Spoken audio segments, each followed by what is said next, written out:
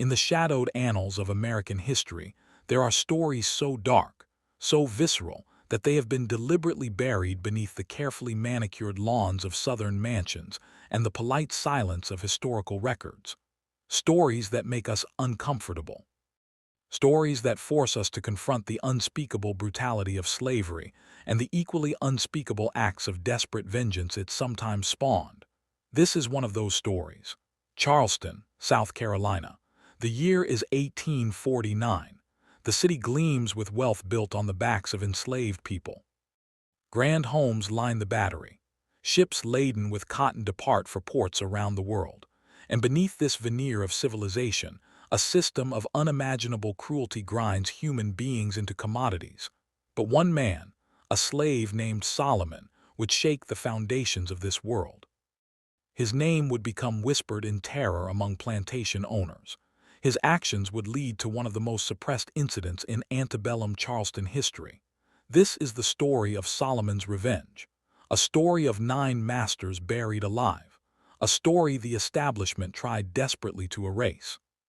To understand Solomon's story, we must first understand the world that created him.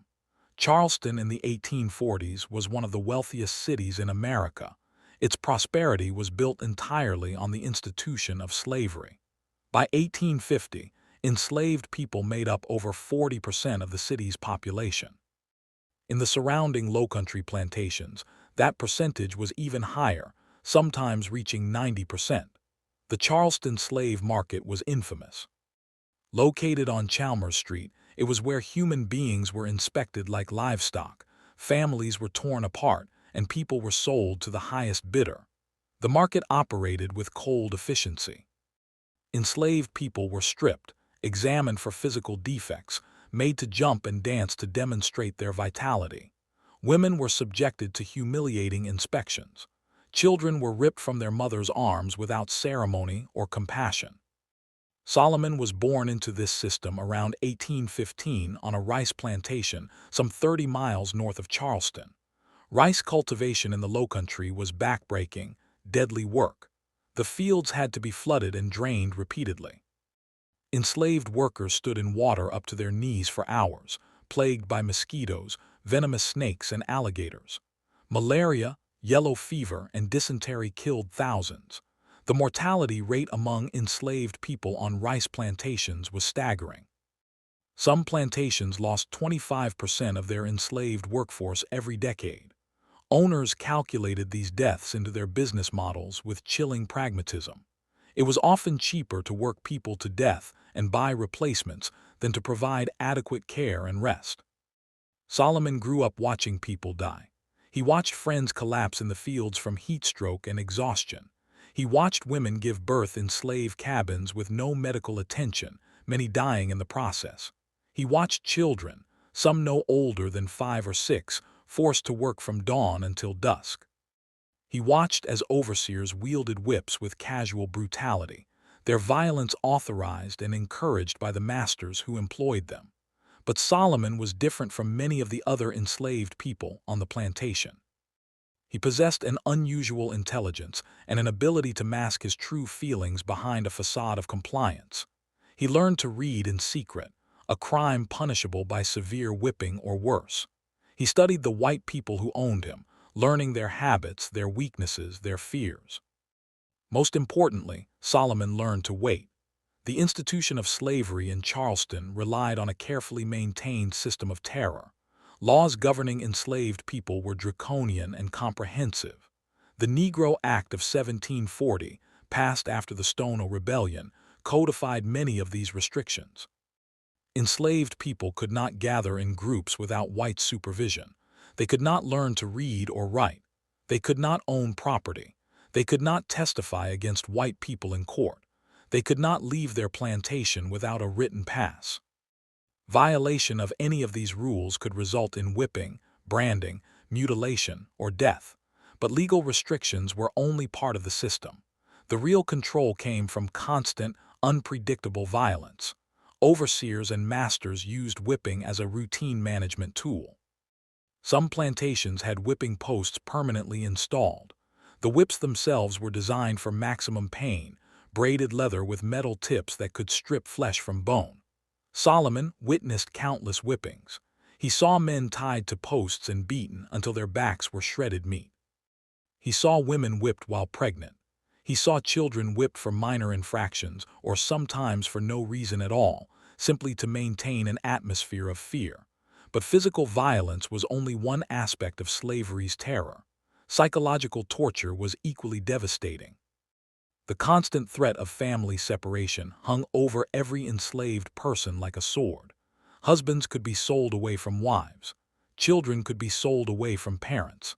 These separations were often used as punishment or simply as economic transactions when a master needed cash.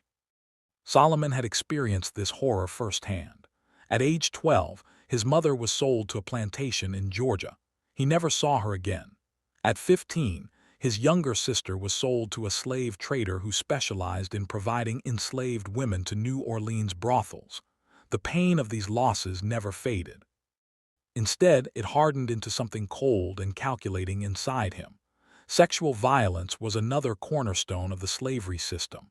Enslaved women had no legal protection against rape. Masters and overseers assaulted enslaved women with impunity. Some masters kept enslaved women as concubines. Some forced enslaved women to breed with specific enslaved men to produce more slaves. The children born from these rapes were considered property of the mother's owner. Solomon watched as women he knew were repeatedly assaulted. He watched as their children, who often bore striking resemblances to their white fathers, were nonetheless treated as slaves, sometimes sold away to prevent embarrassment to the white family. The religious establishment of Charleston provided moral justification for this system. Preachers cited biblical passages about servants obeying their masters. They developed elaborate theological arguments claiming that slavery was God's will, that black people were cursed descendants of Ham, that enslavement was actually a blessing because it brought African pagans to Christian civilization.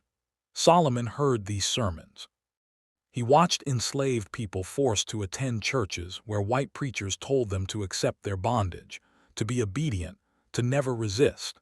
He saw the hypocrisy of masters who professed Christian piety on Sunday and committed unspeakable acts of cruelty on Monday. All of this, the violence, the family separations, the sexual assault, the religious hypocrisy, was burning inside Solomon. But still, he waited. He maintained his mask of compliance. He said yes, master, and no, master, and kept his rage carefully hidden, because Solomon was planning something. Something that would require patience, opportunity, and perfect execution. By 1845, at age 30, Solomon had been sold 4 times. Each sale was traumatic, wrenching him away from whatever small community he had managed to build. But each sale also gave him new knowledge, new insights into the vulnerabilities of the system that enslaved him. His 5th and final master was a man named Cornelius Whitfield. Whitfield owned a mid-sized plantation about 20 miles from Charleston, growing both rice and cotton. He was considered a respectable member of Charleston society, a member of St. Michael's Church, a participant in civic affairs, a businessman with investments in shipping and manufacturing. Whitfield was also a monster. Unlike some masters who delegated violence to overseers while maintaining a facade of gentility, Whitfield personally enjoyed inflicting pain. He kept detailed records of punishments in a leather-bound ledger, noting the offense, the number of lashes, and sometimes commentary on the victim's reactions. Archaeological evidence suggests he may have kept this ledger as a source of entertainment, reviewing it like others might review a favorite book. Whitfield had a particular cruelty toward enslaved women. Historical documents from neighboring plantations reference Whitfield's habits in carefully coded language that nonetheless makes clear what was happening. Several enslaved women on the Whitfield plantation gave birth to children with notably light skin. These children received no special treatment and were often sold when they reached working age. But Whitfield was not alone in his cruelty. He was part of a network of Charleston plantation owners who socialized together, intermarried, conducted business together, and shared a common worldview that saw enslaved people as less than human. 8 of these men would regularly visit Whitfield's plantation for what they called their agricultural society meetings. In reality, these gatherings were drinking parties where wealthy men discussed business, politics, and their enslaved workers as property to be managed. The 8 men were Jonathan Pembroke, owner of a large rice plantation with over 200 enslaved workers. Pembroke was known for using dogs to track runaway slaves. When caught, runaways were often brutally punished as examples to others. Marcus Ashford, a cotton factor in Charleston who also owned a small plantation. Ashford specialized in the domestic slave trade, buying enslaved people in the Carolinas and selling them to the Deep South for profit. William Rutledge, a descendant of one of Charleston's founding families. Rutledge considered himself a progressive master because he didn't whip his slaves on Sundays. Henry Caldwell, owner of a plantation that specialized in training enslaved craftsmen who were then hired out to businesses in Charleston, with Caldwell pocketing their wages. Thomas Grimball, whose plantation diaries still exist and provide chilling documentation of the casual cruelty of daily plantation management. Samuel Priolau, a merchant who had made his fortune in the slave trade and used those profits to purchase plantation land. Edmund Ravenel, a rice planter whose wealth allowed him to build one of Charleston's grandest mansions. And finally, Albert Middleton, the youngest of the group, who had recently inherited his father's plantation and was eager to prove himself among Charleston's planter elite. These 9 men, including Whitfield, represented the pinnacle of Charleston society. They were wealthy, influential, and utterly convinced of their right to own other human beings. They had no idea that one of those human beings was planning their deaths. Solomon had been on the Whitfield plantation for 3 years when the idea first came to him. It wasn't a sudden impulse, but rather a slowly forming realization that emerged from careful observation and bitter experience. The 9 masters met roughly once a month at Whitfield's plantation house. These meetings followed a predictable pattern. The men would arrive in the afternoon, typically on a Saturday when plantation work was lighter. They would conduct some nominal business discussion, then settle into serious drinking that would last well into the evening. Whitfield's plantation house was a typical lowcountry design, a main house elevated on a brick foundation with a basement level used for storage. The foundation created a crawl space about 4 feet high that ran under most of the house. This space was used to store tools, supplies, and various plantation equipment. Solomon worked as a general laborer, but had been assigned various tasks over the years, including maintenance work that gave him access to the plantation house and its surroundings. He had explored every inch of the property, including the crawl space beneath the main house. It was during one of these explorations that Solomon noticed something interesting. The floor of the main parlor, where the masters held their meetings, was supported by wooden beams that were showing signs of rot. The lowcountry's humidity and the periodic flooding of the area had weakened the wood. The damage wasn't immediately obvious, but someone who looked carefully could see that the structural integrity was compromised. An idea began forming in Solomon's mind, an idea so audacious, so dangerous, that he barely dared to think it through to its conclusion. But Solomon was patient. He didn't rush. Instead, he spent months refining his plan, identifying every potential obstacle, every possible point of failure. He studied the masters' routines during their meetings. He noted that they always met in the same parlor. He observed that they typically brought no enslaved attendants into the room with them once the drinking started. They valued their privacy for speaking freely. He researched the construction of the house, understanding exactly how the support beams were arranged, how much weight they carried, what would happen if they failed. Most importantly, he identified exactly what he would need to do to ensure that when the floor collapsed, it would collapse completely, catastrophically, in a way that would trap everyone in the room. The crawl space beneath the house was about 4 feet deep. If the floor collapsed entirely, the men would fall into this space, but that alone wouldn't be enough to kill them. Solomon needed something more. He needed to ensure they couldn't escape. He needed to ensure they would be buried alive. Over the next several months, Solomon worked with meticulous care to prepare his trap. Everything had to appear natural. Any sign of tampering would lead to questions, investigation, and likely his own execution. His first task was to accelerate the rot in the support beams. He did this by introducing additional moisture to the crawl space. During his maintenance duties, he would deliberately allow water to pool in certain areas, ensuring the wooden beams stayed wet. He mixed soil and organic matter to promote fungal growth. He even introduced termites from a dead tree he found on the property. The deterioration had to be gradual enough to avoid immediate detection, but fast enough to serve his timeline. It was a delicate balance. Next, Solomon began preparing the crawl space itself for what he intended. He quietly removed some of the items stored there, creating more empty space. He identified the weakest points in the floor structure and subtly weakened them further, removing small amounts of material in places where it wouldn't be immediately obvious. But the most important preparation was what Solomon brought into the crawl space. Over many months, working only when he was certain he wouldn't be observed, Solomon transported soil into the area. Not massive amounts that would be noticed, but steady quantities hidden in work bags, in buckets, in the folds of his clothing. He didn't pile this soil randomly. Instead, he carefully placed it in specific locations around the perimeter of the crawl space, hidden behind stored items and in shadowed corners. To a casual observer looking into the crawl space, nothing would appear unusual.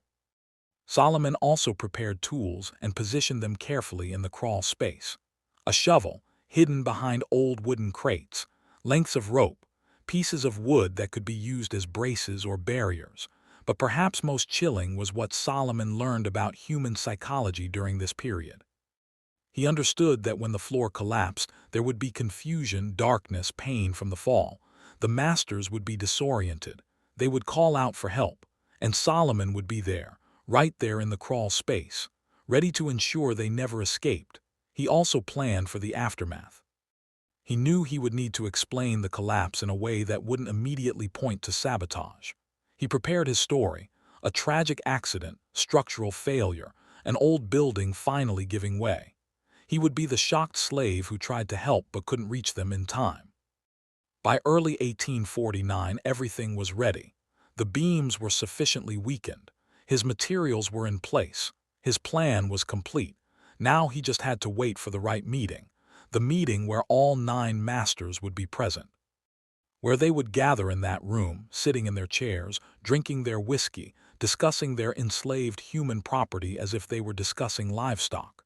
Solomon didn't have to wait long.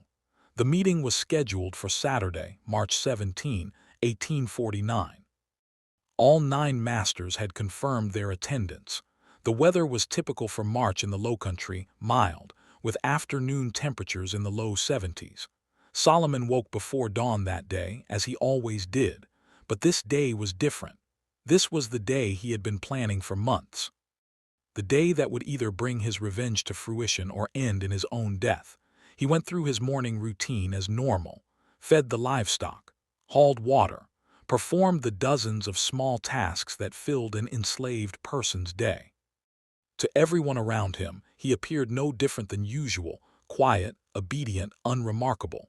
But inside, Solomon's mind was working through his plan one final time, examining every detail, preparing for every contingency.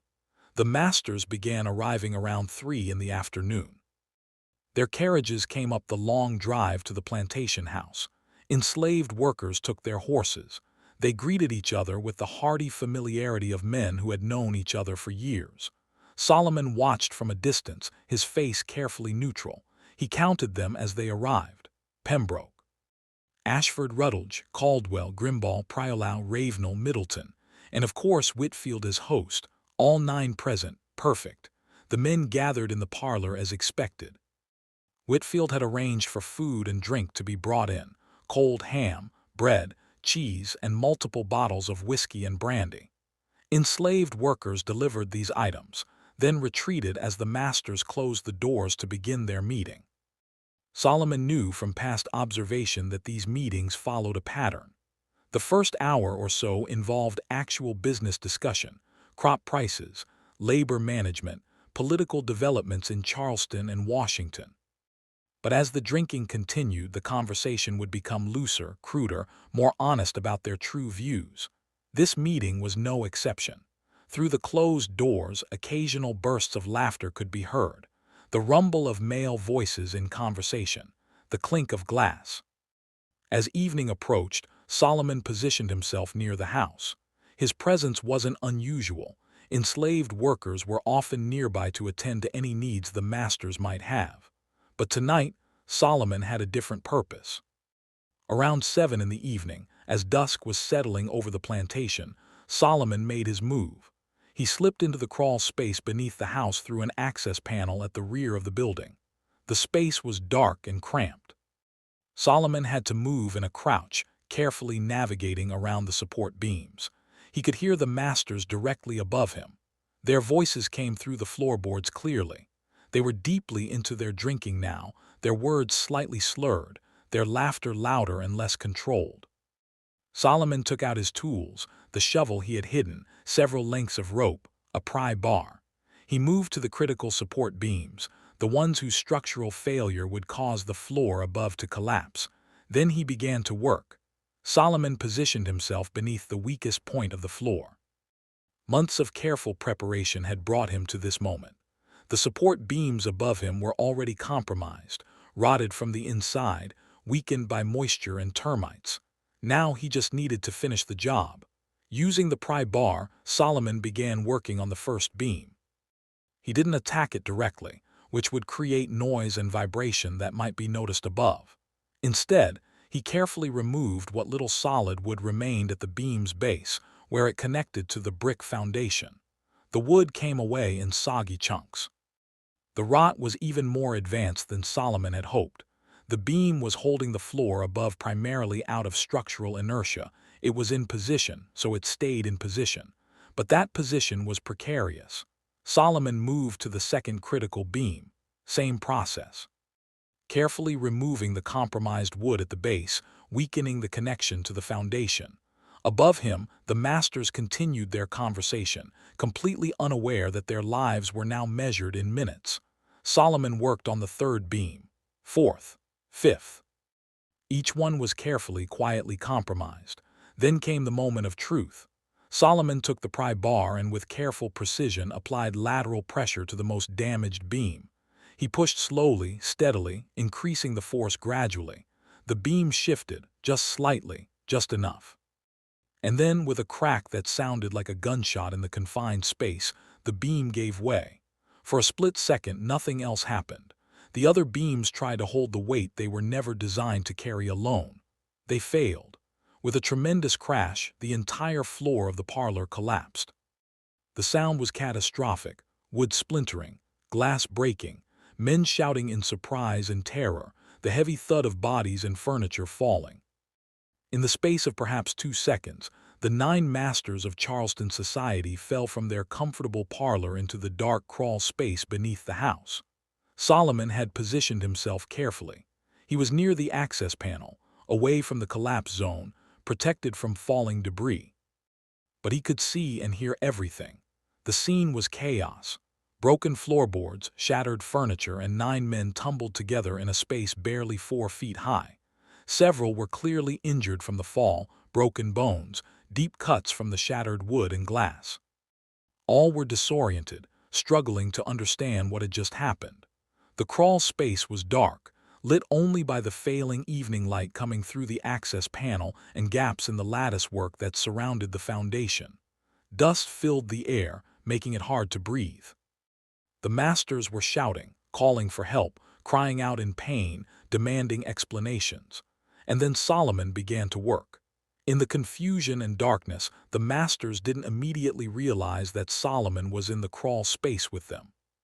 They were focused on their own pain and panic, trying to orient themselves, calling out to each other. Solomon moved quickly and quietly. He had planned this part of his revenge with the same meticulous care as everything else. First, he positioned pieces of the fallen floor and broken furniture to block the access panel, the only easy exit from the crawl space.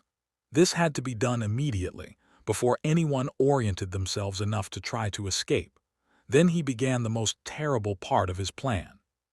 Using the shovel he had hidden, Solomon started covering the masters with the soil he had spent months carefully positioning around the crawl space. But he wasn't simply dumping dirt on them randomly. No, Solomon was methodical, almost surgical in his approach. He started with the most injured masters, the ones who were already incapacitated from the fall. Marcus Ashford had clearly broken his leg in the collapse. The bone was visible through torn fabric. Solomon buried him first, working quickly, piling soil over the man's body as he lay writhing in pain. Ashford realized what was happening too late. He tried to struggle, but the combination of his injuries and the growing weight of soil made movement impossible. His cries were muffled as dirt filled his mouth, then silenced entirely. The other masters were now aware that something was terribly wrong. In the darkness and confusion, they couldn't see clearly what was happening, but they could hear Ashford's muffled screams cutting off. They could hear the sound of soil being moved. Samuel Priolau called out, "Who's there?" "What's happening?" Solomon didn't answer. He simply continued his work. Edmund Ravenel tried to crawl toward where he thought the access panel was. Solomon saw him moving in the darkness and intercepted him. A swift blow with the shovel stunned Ravenel. Then the soil covered him too. Now the remaining masters understood. Someone was burying them alive. Panic set in.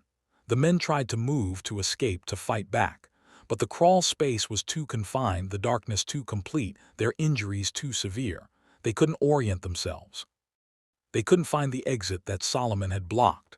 And Solomon kept working. Thomas Grimball was next.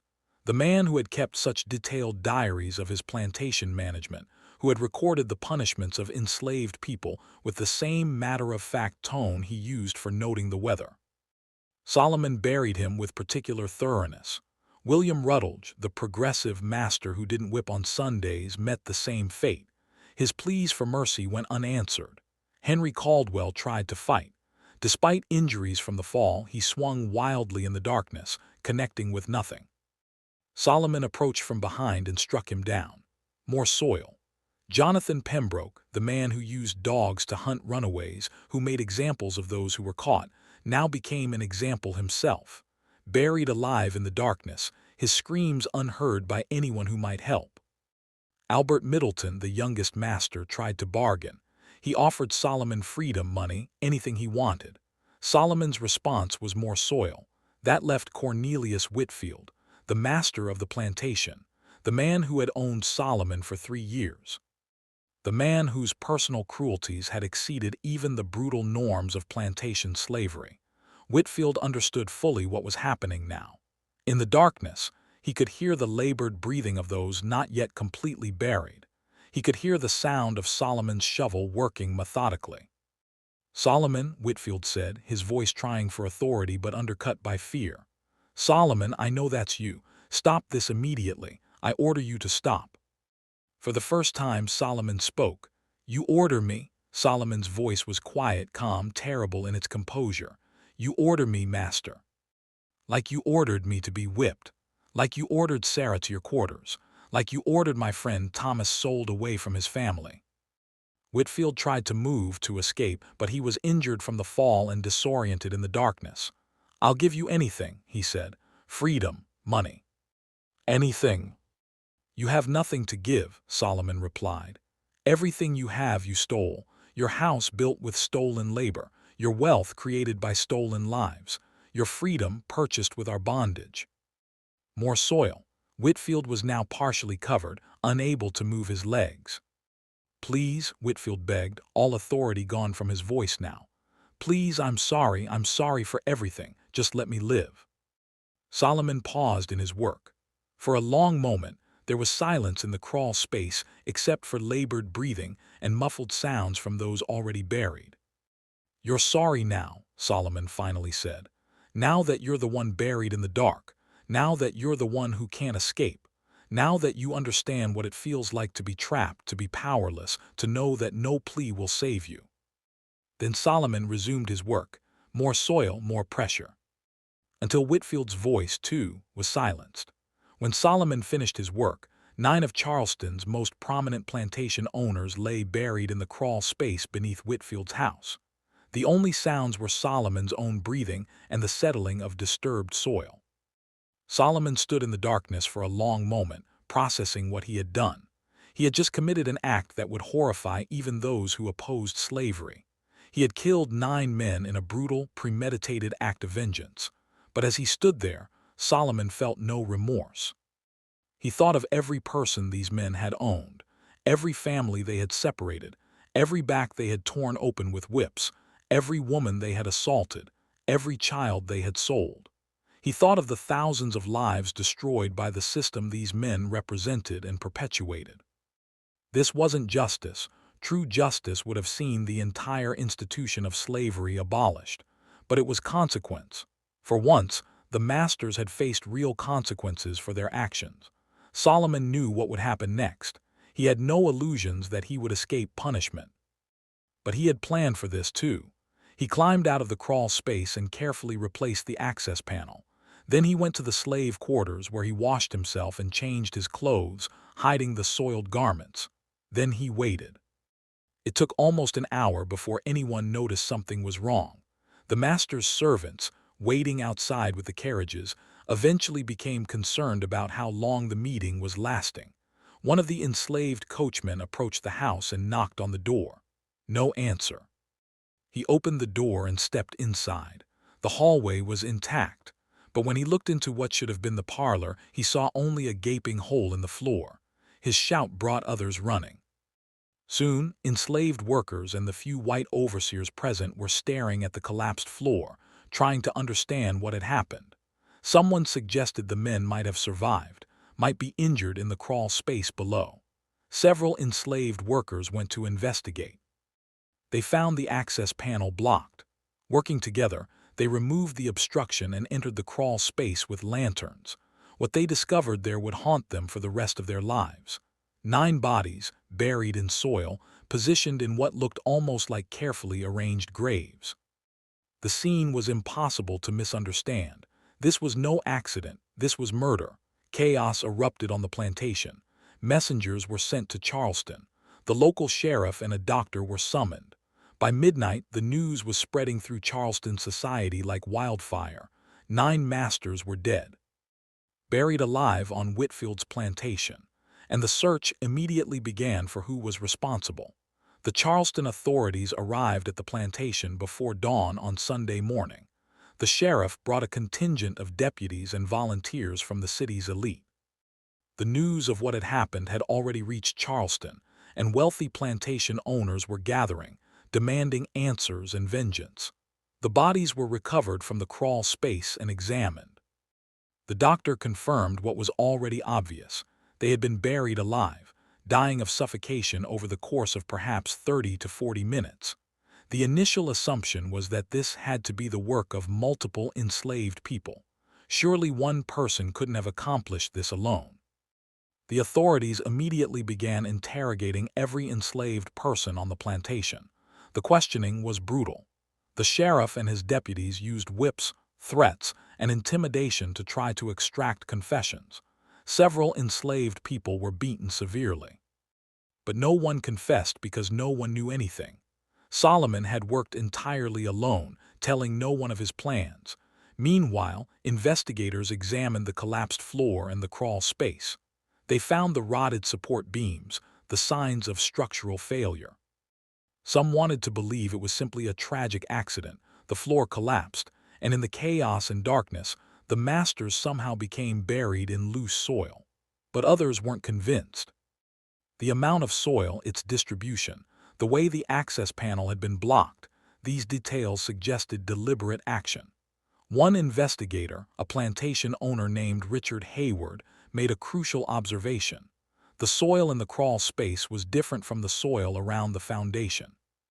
It had been brought there from elsewhere, probably over an extended period. This was premeditation. The search for the perpetrator intensified. Solomon, meanwhile, had maintained his facade of shocked confusion. When questioned, he told a carefully prepared story. He had been working near the house when he heard the crash. He had tried to help but couldn't move the debris blocking the access panel. He had called for others to assist. His story was plausible. Nothing in his demeanor suggested guilt. He appeared to be just another enslaved worker, traumatized by the terrible accident. But Richard Hayward wasn't satisfied. He reviewed the list of enslaved workers who had maintenance duties that would have given them access to the crawl space. The list was short. Solomon's name was on it. Hayward ordered Solomon placed in isolation and questioned more intensively. This meant torture. Solomon was whipped, burned, deprived of food and water, all while being repeatedly asked if he had killed the masters. Solomon endured this for 2 days without confessing. His will was extraordinary. He had suffered through 30 years of slavery, through countless indignities and cruelties. Physical pain was something he had learned to endure. But on the 3rd day of interrogation, something changed. Hayward brought in someone Solomon hadn't expected to see. A woman named Rachel who worked in the Whitfield plantation house. She was pregnant, visibly so, perhaps 6 months along. "This woman," Hayward said, "has been identified as having a relationship with you. Is that correct?" Solomon's heart sank, but he kept his expression neutral. "We know each other," he acknowledged. "And the child?" Hayward asked. Solomon said nothing. "I'm going to ask you one more time," Hayward said. "Did you kill those 9 men? Did you bury them alive?" Solomon looked at Rachel. He saw the fear in her eyes. He knew what Hayward was implying, that she would be punished, that the child would be harmed unless Solomon cooperated. And in that moment Solomon made his final decision. "Yes," he said clearly. "I did it. I killed them all. I planned it for months. I weakened the floor beams. I brought in the soil. I buried them alive while they begged for mercy." The room went silent. "And I did it alone," Solomon continued. "No one else knew, no one helped me. Rachel knew nothing. None of the other workers knew anything. It was just me." He looked directly at Hayward. "Are you going to punish me? Go ahead, kill me. I've already accomplished what I intended." Solomon's confession created an immediate crisis for Charleston's ruling class. On one hand, they demanded the most severe punishment possible for such an unthinkable crime. On the other hand, they faced a deeply uncomfortable reality. An enslaved man had single-handedly killed 9 of Charleston's most prominent citizens. He had planned it carefully, executed it perfectly, and nearly gotten away with it. And he had done it as an act of deliberate revenge for the institution of slavery itself. This was precisely the kind of story that the pro-slavery establishment did not want circulated. It contradicted every narrative they had carefully constructed about slavery. They claimed enslaved people were content with their lot, incapable of complex planning, in need of white guidance.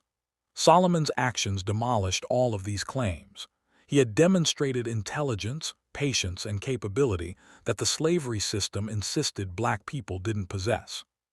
They claimed slavery was a benign institution, a civilizing force. Solomon's act was a stark reminder of the brutal reality that created such desperate vengeance. They claimed the South was secure, that slavery was sustainable. Solomon's success in killing 9 masters showed how vulnerable the system actually was. A public trial would be a disaster. It would give Solomon a platform. Every detail of his planning, his execution of the crime, his motivations would become public. Northern abolitionists would seize on the story. It might inspire other enslaved people to similar acts of resistance. So Charleston's leaders made a decision. There would be no public trial, no official record. The story would be suppressed as completely as possible. Within Charleston's white society, a cover story was developed. The 9 masters had died in a tragic structural collapse of Whitfield's plantation house. It was a terrible accident, nothing more. Rumors of foul play were dismissed as hysterical speculation. The Charleston newspapers printed brief notices of the deaths, describing them as accidental. No mention was made of burial, of murder, of an enslaved man's revenge. Solomon was executed quickly and quietly. no public hanging, which might draw attention and questions.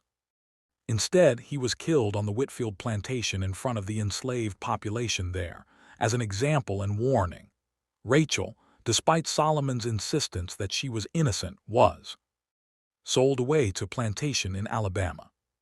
The child she was carrying, Solomon's child, was born into slavery in a state far from South Carolina, with no knowledge of his father's act of vengeance. The other enslaved people who had been questioned and tortured during the investigation were released back to their work, warned never to speak of what had happened on pain of death. The Whitfield plantation was sold. The new owner demolished the damaged house and built a new one on a different location on the property. The crawl space where 9 masters had been buried alive was filled in and covered over. Within a year, it was as if the entire incident had never happened. But of course, the story didn't disappear completely. It couldn't. Too many people knew what had really happened. Among Charleston's enslaved population, Solomon's story spread quietly. It was never spoken of openly. That would be too dangerous. But in private conversations, in coded language, the truth was passed along. Solomon became a legend. The man who had done what so many others had only dreamed of. The man who had made the masters pay. His story served multiple purposes in the enslaved community. It was hope, proof that resistance was possible. It was warning about the terrible cost such resistance would exact. It was memory, a refusal to let the truth be completely erased by the powerful. Some oral tradition suggests that Solomon's act wasn't entirely unknown outside of Charleston's black community. There are fragmentary references in a few abolitionist publications from the 1850s to a mysterious incident in Charleston, where justice found the masters in an unexpected form. Frederick Douglass, in a speech delivered in 1852, referenced unnamed acts of resistance by enslaved people that had been deliberately suppressed by Southern authorities. While he gave no specific details, the timing and context suggest he may have heard something about Solomon's act, but in the official historical record, there is almost nothing. The Charleston newspapers from March 1849 contain only brief death notices for the 9 men, attributed to a structural accident. No trial records exist because there was no trial. The plantation ownership records show the sale of the Whitfield property, but give no explanation beyond the owner's death. For over a century, Solomon's story existed only in oral tradition within the descendant communities of Charleston's enslaved population. It was a story passed down carefully, selectively, to those who could be trusted with it. It wasn't until the late 20th century that historians began to piece together what had really happened. Architectural surveys of the former Whitfield plantation revealed unusual features in the foundation, evidence of the crawl space having been filled in shortly after the house was built, which was atypical. Cross-referencing with the death dates of the 9 masters revealed the clustering of prominent men all dying on the same date. Oral histories collected as part of the Federal Writers Project in the 1930s contained fragments of the story, though usually told in veiled terms. Elderly formerly enslaved people, interviewed decades after emancipation, would sometimes mention the time the earth swallowed the masters, or when Solomon brought judgment. Academic research in the 1980s and 1990s began to assemble these fragments into a coherent narrative. The work was painstaking, involving archaeological evidence, analysis of fragmentary documents, and careful documentation of oral traditions. Even now, some details remain uncertain. The exact dates, the precise sequence of events, even Solomon's full name, these are subjects of ongoing research and debate, but the essential truth is clear. An enslaved man in Charleston in 1849 successfully planned and executed the killing of 9 masters as an act of vengeance for the brutality of slavery, and the authorities deliberately suppressed the story to avoid undermining the institution they depended on. Modern analysis of Solomon's act raises profound questions about violence, justice, and resistance under extreme oppression. From a legal and moral standpoint within the framework of his time, What Solomon did was murder. He deliberately killed 9 men through a carefully planned act. There is no ambiguity about this, but understanding Solomon's act requires grappling with the reality of the system he was trapped in. Slavery was itself a form of ongoing violence. The enslaved lived under constant threat of physical brutality, sexual assault, family separation, and death. They had no legal recourse, no appeal to authority, no peaceful means of seeking justice or freedom. The moral and legal frameworks that governed white society simply didn't apply to enslaved people. They couldn't seek justice in courts that considered them property. They couldn't appeal to authorities who were invested in maintaining their enslavement. They couldn't escape a system that used overwhelming force to prevent their freedom. In this context, Solomon's act can be understood as an extreme response to an extreme situation. It wasn't a crime of passion or a random act of violence. It was a calculated act of resistance against a system that offered no other avenue for seeking justice or consequence for the crimes committed against him and others. Some historians have compared Solomon's act to other famous examples of violent resistance to oppression: Nat Turner's rebellion, John Brown's raid on Harper's Ferry, the various slave revolts throughout history. All of these involved violence against oppressors. All were condemned by the authorities of their time. All are now viewed more complexly by history. But Solomon's act was also different in important ways. Unlike a rebellion or raid, it wasn't trying to start a wider movement. It wasn't attempting to free others or strike a blow for abolition. It was, in a sense, intensely personal. 9 specific men who represented the system that had destroyed Solomon's life. The premeditation involved also sets it apart. This wasn't a spontaneous uprising or a desperate escape attempt. Solomon planned for months. He could have changed his mind at any point. He chose to go through with it, and he chose one of the most terrible methods of killing imaginable. Burying someone alive is universally recognized as a particularly cruel death. The victims would have experienced terror, suffocation, and the psychological horror of understanding exactly what was happening to them. Solomon didn't choose this method randomly. He chose it specifically because it mirrored what slavery had done to enslaved people, trapped them in darkness, suffocated their lives and potential, buried their humanity under the weight of an oppressive system. In a terrible sense, it was poetic justice. The masters experienced, in their final minutes, a concentrated version of what they had imposed on others for lifetimes. Does this justify what Solomon did? That's a question that each person must answer for themselves, weighing competing moral frameworks and values. What's certain is that Solomon's act cannot be understood outside the context of slavery. It was slavery's violence that created the possibility of Solomon's response. The system that routinely brutalized human beings eventually produced someone who would brutalize back. The deaths of 9 prominent men simultaneously had devastating effects on their families. Wives became widows in an instant. Children lost fathers. The economic and social impacts rippled through Charleston's elite society. The official story, that the deaths were accidental, provided some comfort. Tragic, but not the result of malice or resistance. Random misfortune rather than deliberate targeting. But some family members learned or suspected the truth. Private correspondence from the period hints at this knowledge. Elizabeth Whitfield, Cornelius's widow, sold the plantation within months and moved to her family's property in Virginia. She never spoke publicly about what happened, but she freed the few enslaved people she had inherited from her husband. An unusual act that suggests she may have understood that what happened was, in some sense, a consequence of the slavery system. Jonathan Pembroke's eldest son became an outspoken critic of the harsh treatment of enslaved people, arguing for reforms that would reduce the likelihood of resistance. His contemporaries viewed him as dangerously soft, but his writings suggest he may have understood that his father's death was not random, but earned. Other family members took the opposite approach, becoming even more adamant defenders of slavery and even harsher in their treatment of enslaved people.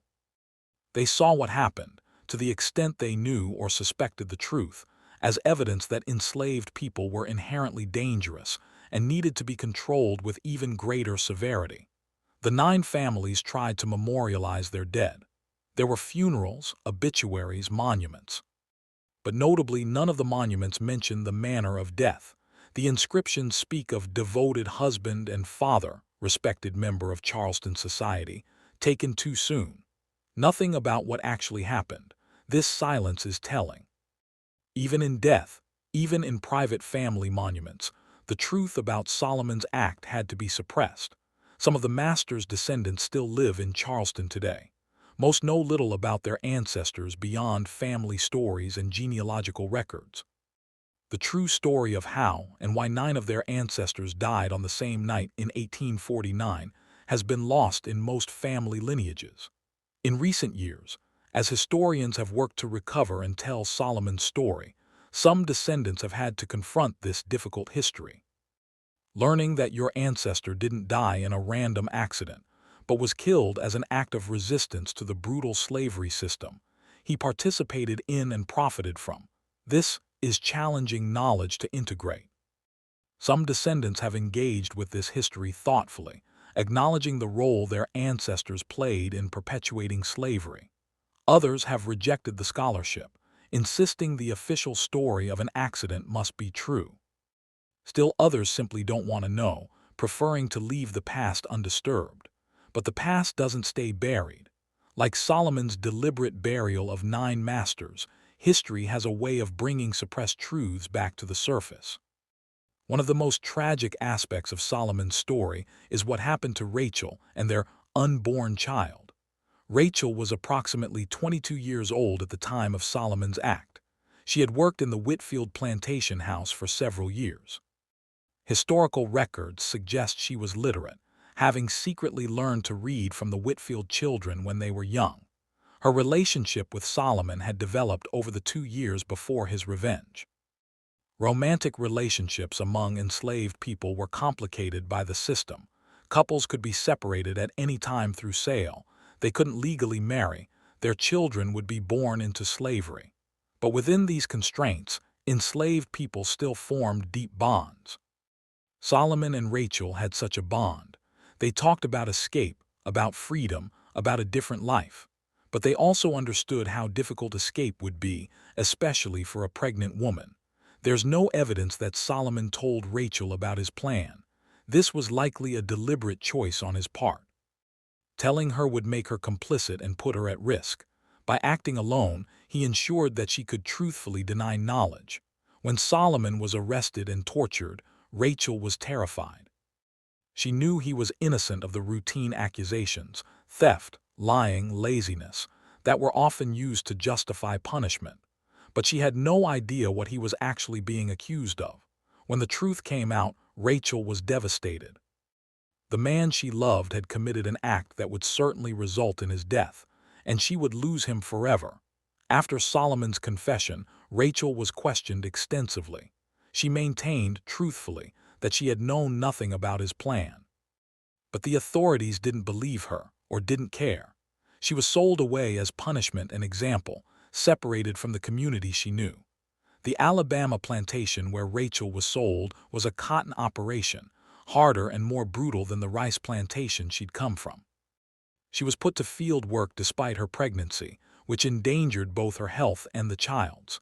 Rachel gave birth in late June 1849, about 4 months after Solomon's execution. The child was a boy. Rachel named him Samuel, though she called him Saul in private, as close as she could come to honoring his father without being punished for it. Raising a child in slavery was heartbreaking. Every mother had to live with the knowledge that her child could be sold away at any moment. Rachel endured this anxiety every day. But she also made sure that Saul knew about his father, not the full story, that would be too dangerous, but carefully edited pieces. She told him his father was brave, that he had stood up for what he believed in, that he had refused to accept injustice. As Saul grew, Rachel taught him to read just as she had learned. She taught him to think, to question, to understand the world around him. She gave him the tools that Solomon had used: intelligence, patience, careful observation. Saul was still enslaved when the Civil War began. He was 13 years old. When Union forces came through Alabama in 1865, Saul and Rachel escaped to their lines. They were among the 4 million enslaved people who gained their freedom through the war.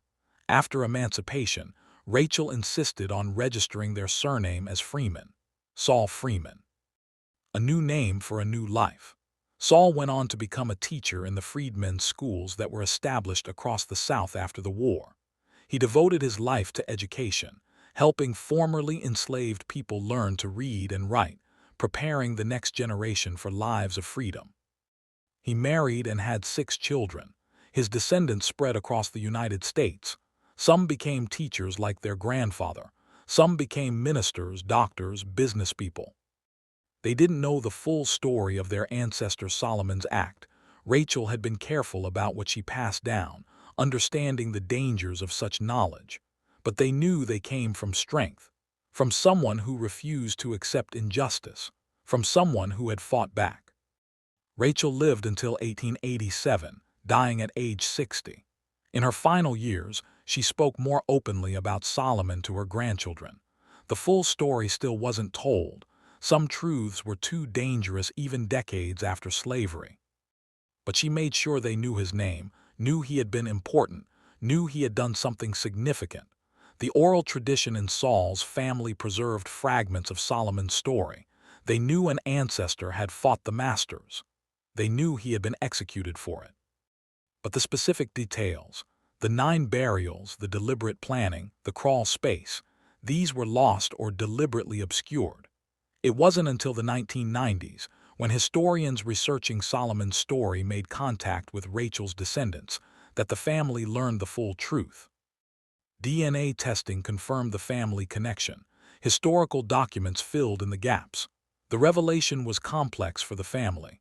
Pride in an ancestor who fought back against slavery. Horror at the specific nature of what he did. Grief for what he and Rachel and Saul endured.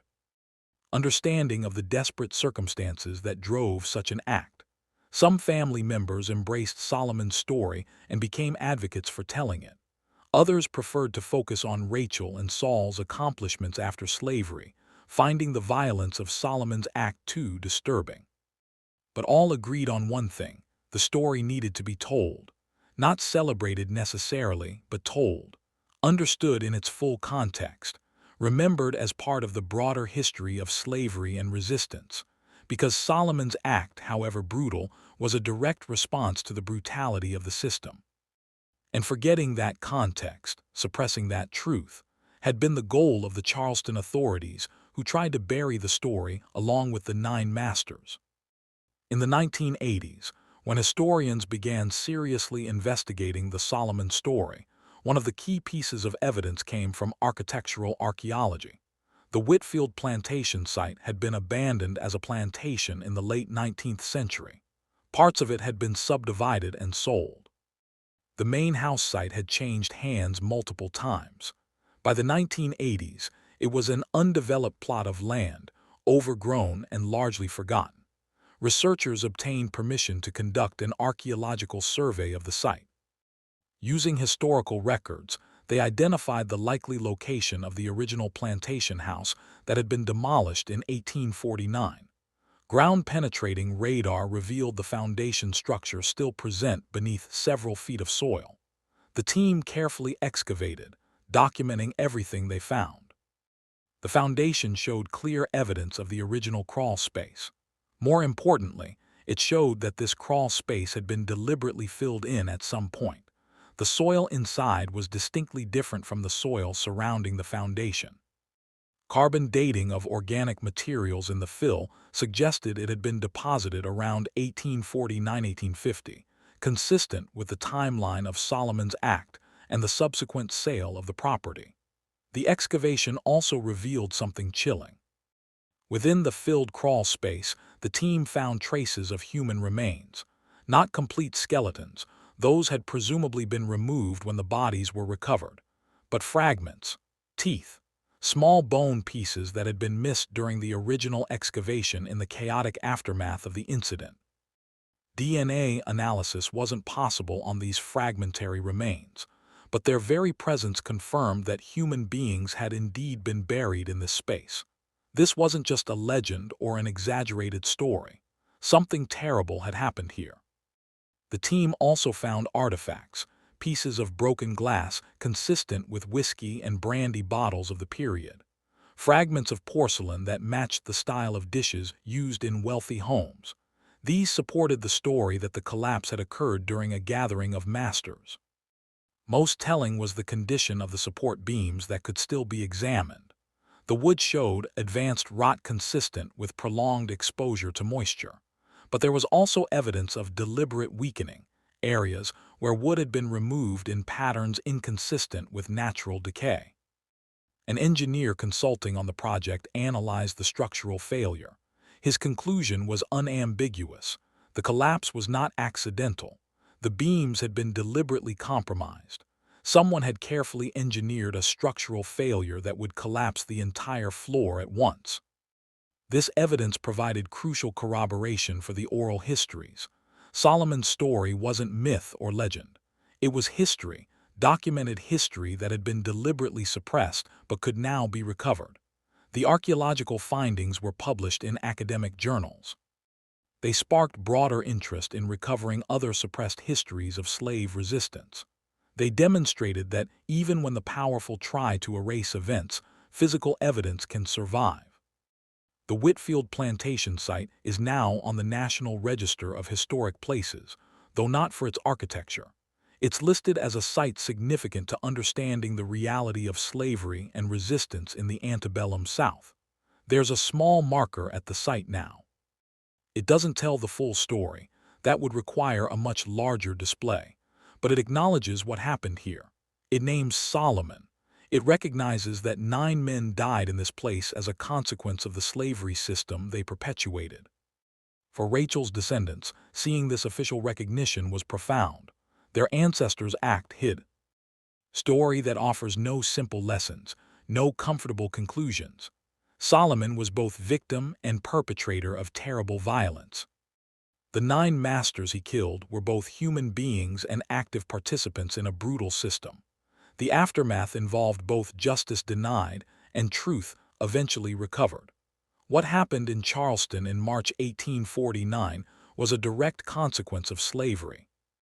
The institution created a situation where one human being could plan the elaborate murder of 9 others and feel it was justified. The same institution created the conditions where authorities would suppress this truth for over a century to protect their preferred narrative.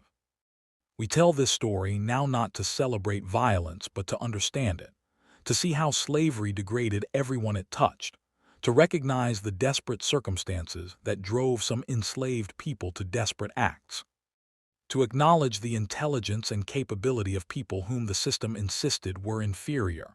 We tell this story to honor the truth over propaganda.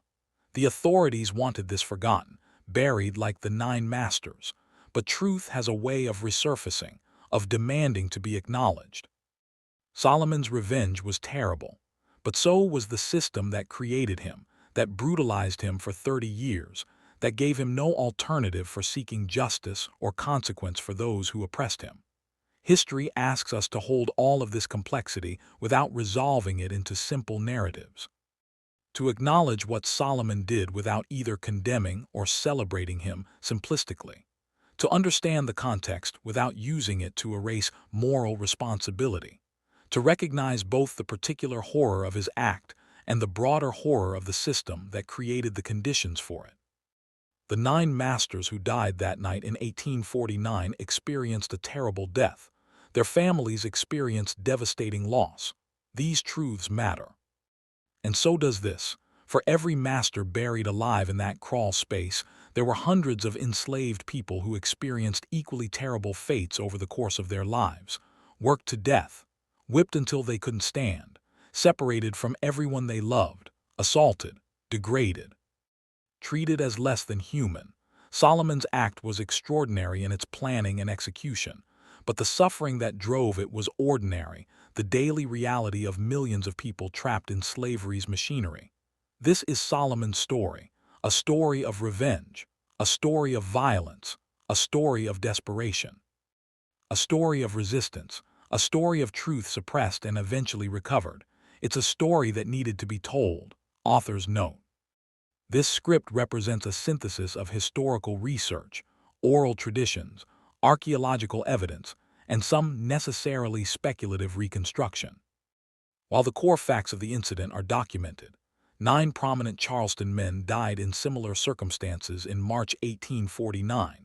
The deaths were officially attributed to a structural collapse, and oral traditions among Charleston's African-American community preserved a story of deliberate action by an enslaved man named Solomon. Many specific details have been lost to time or deliberate suppression. Scholars continue to research this incident and debate various aspects of what happened. This narrative presents one interpretation of the available evidence, prioritizing the voices and perspectives that were historically suppressed in favor of official narratives. The story of Solomon, like many stories from slavery, requires us to grapple with incomplete records, biased sources, and the long shadow of institutional power that work to control historical memory. Every recovered detail is a victory against that suppression. May this telling honor Solomon, Rachel, Saul, and the millions of others whose stories have been lost or deliberately hidden. May it contribute to our understanding of slavery's full reality, and may it remind us that historical truth, however difficult, matters more than comfortable